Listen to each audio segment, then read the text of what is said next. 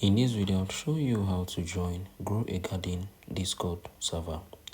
This video is only for educational purposes only. Make sure what I'm going to show you in this video.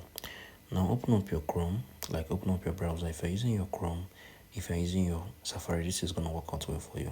So what you need to just come onto the tab, type in Grow a Garden. So once it comes out, you're going to be able to click on the first option, right? So I think it's going to show you this. So it's currently have 5.9 million members in.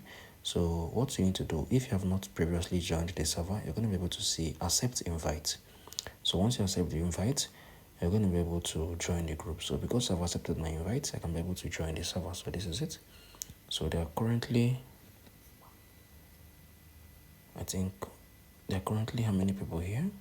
5.9 million, almost 6 million.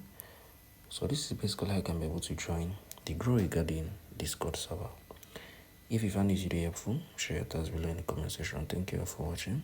I'll see you in the next video.